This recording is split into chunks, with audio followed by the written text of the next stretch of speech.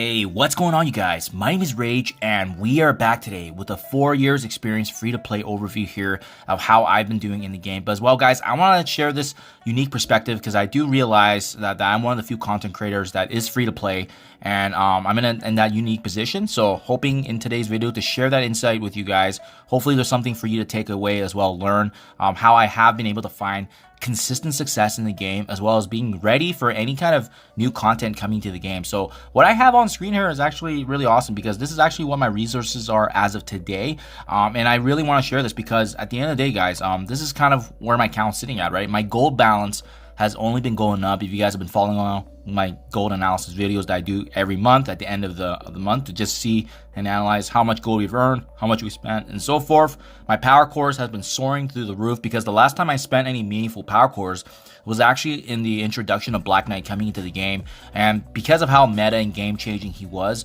that was that unique opportunity to take advantage of that. So even unlocking him on day one without spending is kind of the message I want to drive home, really. Being able to position yourself free to play, and that even though this game, there's a lot of pressures, a lot of frustrations to get you to spend, I'm telling you from my years of experience playing this game and being free to play that, you know, that is not the only way to go about it. You can take your time, if you're strategic with resource management, because that's what it is at the end of the day, you can actually be successful like myself and finding that consistency and sticking with it, and at the same time having fun, not being pressured to spend. And yeah, honestly, I'm very excited for all the new content because my account is just sitting in such a great position to pivot, especially with Escape from Killing coming up. But guys, more on that note, actually, I do want to pivot here and kind of show you my resource levels. And I do want to point out that this resource level you see in terms of my training mats, I mean, even just look at my T4s here, these are astronomical levels. And I'm sure if you guys have been playing the game as long as I have, and you've also been resource managing the way I do in terms of building up specific teams that matter to you and the ones that you see that are most impactful, you likely will see very similar resource levels to me. Now, what I do want to illustrate here for you guys is that this is not something that's going to be happening overnight. It takes absolute time to build up these resources, right? Including my T4s, including all the training mats, all the orbs I haven't opened because I don't need to. I realize that there's obviously a huge infusion of newer players coming into the game. There's players returning to the game, as well as creating accounts that are boosted. And remember, guys, the only way you're really going to be getting some meaningful resources, honestly, is factoring time in the game. And that's honestly what accounts for a lot of my resources being free to play. But at the same time, because of how this has progressed naturally and because of the resource management, again, I'm sitting on a wealth of resources here that allows me to pivot. And that's really the message I want to drive home, is that you need to take your time and not get frustrated into building teams you don't want to, because at the end of the day, that's how it leads you to bottlenecks and then constraining you. And then before you know it, the wallet is out and you're spending before you know it. So just something to be mindful of, guys. When you're in those comfortable levels, it gives you that flexibility. For me, for example, like if there was new game modes or new team come in tomorrow, very short notice, I'd be ready because that's just kind of how my account's been built and situated, right? And at the same time, I also want to talk about what my success levels are, right? Because at the end of the day, yes, I can get to where I am right now if I don't spend any resources, but let's talk about the accomplishments, guys. Being free to play, I was able to achieve a top 1500 rank of Dark Dimension 6, being back in November. So I was one of the top 1500 players that unlocked Super Scroll. Actually, I even unlocked them before some of the other content creators too that do spend. So I mean, it was pretty crazy to see that comparison. And again, it's a big testament to the resource management and strategy involved. My channel's been known to make min-max raid guides to capitalize on the value of resources, so make sure you guys check it out. Currently got all of that series out for Incursion 2.3, but having said that, I'm fortunate to be in an alliance where we are in the top 200 for raid rankings. But having said that as well, I easily rank top 5, top 10 in scoring, and even though I am the lowest TCP in my alliance. So I just want to point out that it's not just about the size of your total combat power, but also how you use your strategy, and knowing and understanding how to play the nodes is very, very important to that strategy. I've been top 50 in arena ranking for years now, so I mean, that to me is almost kind of an expectation, but that's because I do have specific emphasis and focus on that game mode. So that's how I've naturally been able to build up a lot of power cores. But as well, like I said earlier, guys, I love the fact that my account is essentially positioned now to be able to complete all the new endgame content. More recently, I was very proud to be able to get through all Sword Satellite, given my, not just my TCP, but the fact that I did have a smaller roster than many folks, but I was able to get through all 40 levels of Sword Satellite, maximizing the Black Knight shards. It just gives me further confidence that my account is in a very good place now because I am able to pivot. I got a wealth of resources. I was able to unlock Black Knight on day 1 with power cores, and that's kind of the strategy I want to keep going forward, right? These meta tunes come out where they're going to be game changing. I do want to be ready to unlock them immediately because that way, I never do hope I have that opportunity to spend, because you don't really need to if you're managing the way I am. And at the end of the day, too, new legendary characters, right? So we know that typically in May, there is a new legendary character coming, and it's gonna be in the same team as Pandapool. So looking forward to that, but also making sure that I'm gonna be keeping you guys up to date with that content and making that guides for you as well.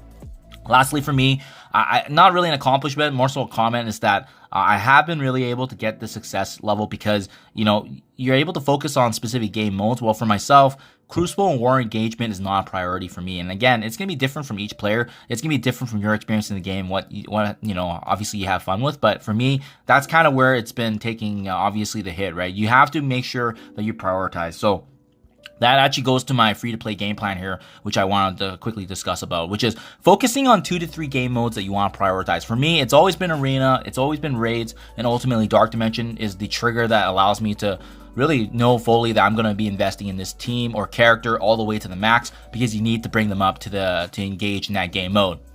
So typically for myself anyways, I'm still working on some of my best tunes right now, bringing them up to level 100. But my personal recommendation to you guys, if you're watching this and you're trying to be smart with resources, that you don't necessarily need to gear tier 17, 18, or 19 every meta changing character unless you absolutely need them, right? There's obviously exceptions like Apocalypse, Super Scroll, Black Knight. But at the end of the day, I think that's kind of the trap, is that people just fully invest in their set teams and characters, and before you know it, you've created the bottleneck on yourself, and that's why your account is in the position it is, which is lacking resources, and you're basically playing catch up. I also want to drive home this point, which is it's always been okay not to build up every single new team, every single new character that comes out. And how do you know which you can do? Well, I mean, we have an amazing Discord.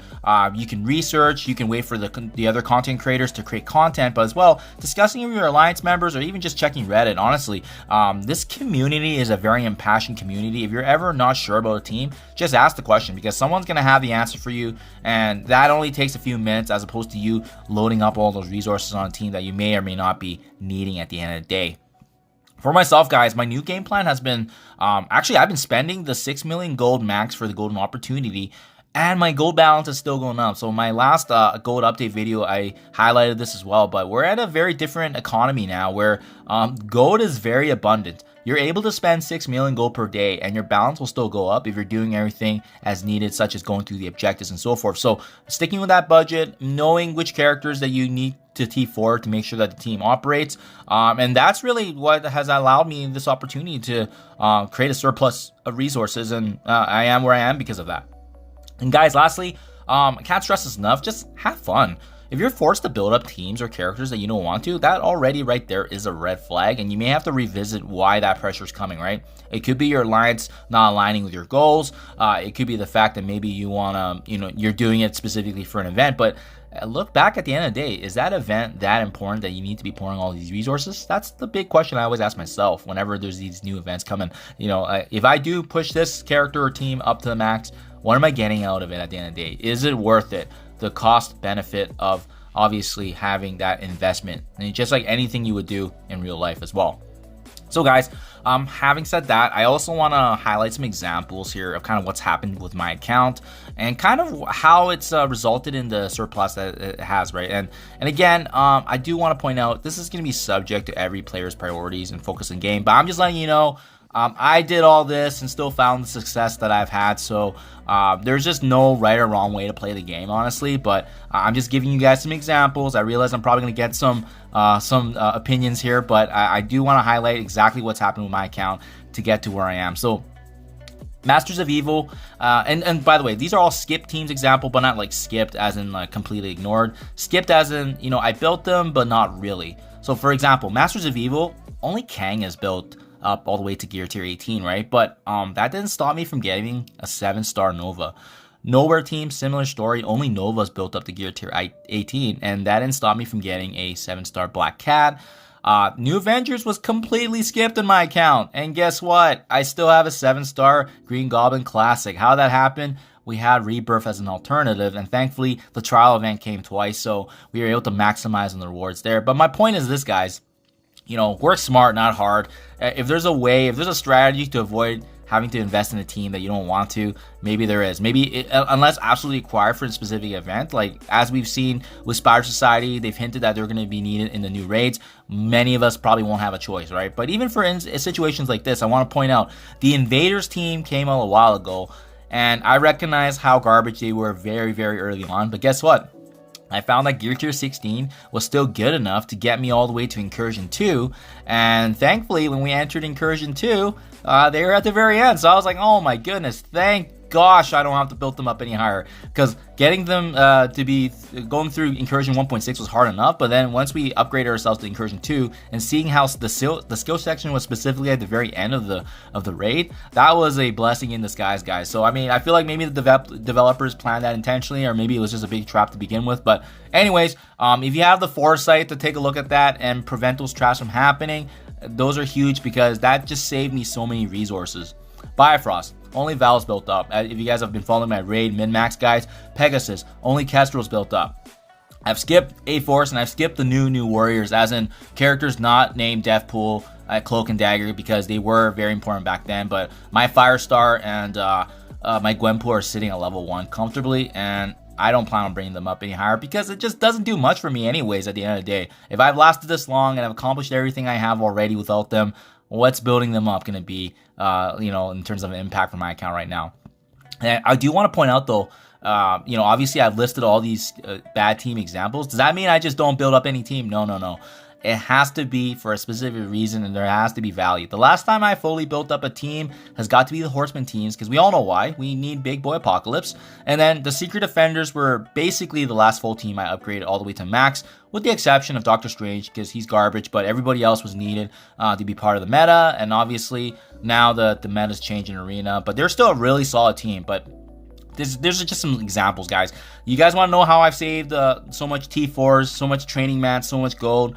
You're looking at the list that I've basically compiled for myself. This is the decision tree process I make. You need to be, obviously a top 3, top 5 team in the game for me to fully justify it. And some of these teams only shine in certain areas, whereas the ones not listed are the ones I have been building up all the way to the max, because that's how valuable they are. So if you see these teams on here, guys, this is how I've been able to actually really conserve resources and be able to push the potential of my free-to-play. So having said that, guys, summary here. Again, I do focus on the most impactful teams, and even then, you may not need to build them up in terms of every member, right? For example, what I mentioned with Bifrost, Pegasus, and even with Secret Defenders, we still omitted Doctor Strange. Having said that, arenas, raids, and Dark Dimension are the funnest for me. Obviously, nothing's really changed for that as of late, but there are new raids coming. War and Crucible to me has always been a luxury. It's also pretty TCP driven, which is not where my account is at, because 4 years being 40 million TCP is okay. It's not astronomical by any means, but this is getting me to all the endgame content, and I may be able to participate and really thrive in it. So, it's not stopping me from having fun and being engaged. The most fun for me has always been the new content, like new legendary trial events, maximizing roster potential. And again, like I said, I didn't expect myself to finish All Source Satellite last time, but we were able to do that. Super pleased. I couldn't finish Escape from Kiln last time. I am looking forward to crushing that one out too. So make sure you guys follow along. Those videos will be out once that event comes live, and then we'll be deep diving it for sure. And finally, guys, I feel like the biggest takeaway for myself from the way I've played this game is that not just the fact I'm having fun and being engaged, but also my account is sitting in such a great position right now for new content. Like I can't tell you, like I said earlier, the T4s, the training mats, they could throw a couple of new teams at me and I'll be ready to go here. And this is probably the biggest takeaway, and that's why I want to share this experience, guys, is that I don't even think some of the other content creators have the resources that I have, and it's pretty astronomical, because it's all about resource management. That's the name of the game, and that's what I'm hoping to share with you guys today. So hopefully you enjoyed this. Let me know what you think in the comments below if you agree or disagree. As always, I appreciate your guys' time, and I'll catch you guys in the next one.